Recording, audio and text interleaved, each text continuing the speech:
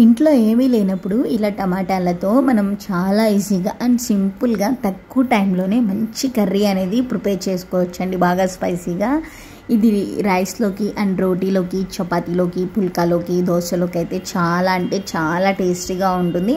ఒకసారి మీరు కూడా ట్రై కామెంట్ సెక్షన్లో నాతో షేర్ చేసుకోండి.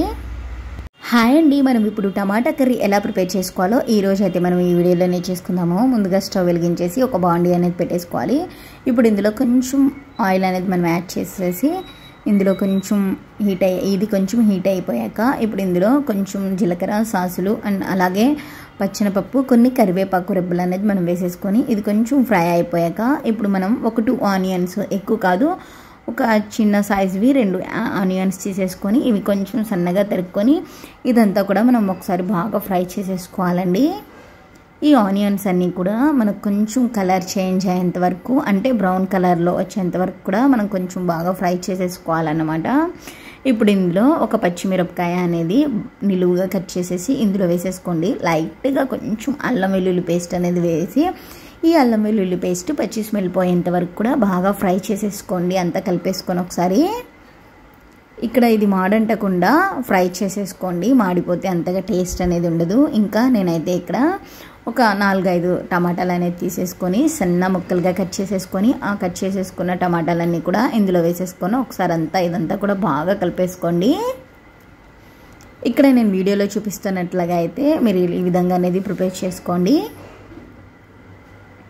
ఇప్పుడు దీనిపైన ఒక 5 నిమిషాల పాటు మూత పెట్టేసి స్టవ్ ఫ్లేమ్ అనేది లో ఫ్లేమ్లో పెట్టేసుకోండి. 5 నిమిషాల తర్వాత మూత తీయండి. చూసారు కదా, మనకు టమాటా అంటే బాగా స్మాష్గా అయిపోయింది. ఇప్పుడు ఇందులో కొంచెం పసుపు, టేస్ట్కి సరిపడినంత సాల్ట్,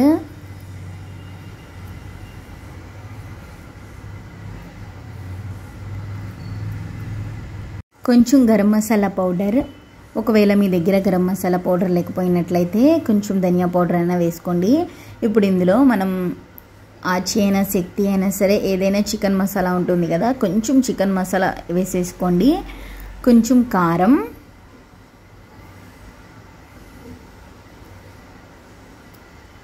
ఈ మసాలాలన్నీ కూడా వేసేసుకొని ఒకసారి ఇదంతా కూడా బాగా మిక్స్ చేసేసుకోండి.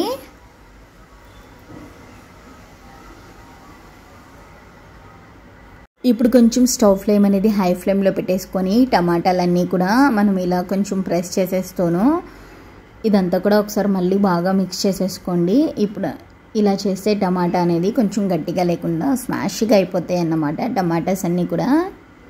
ఇప్పుడు ఇదంతా కూడా బాగా కుక్ అవ్వనివ్వండి ఒక 5 మినిట్స్ పాటు.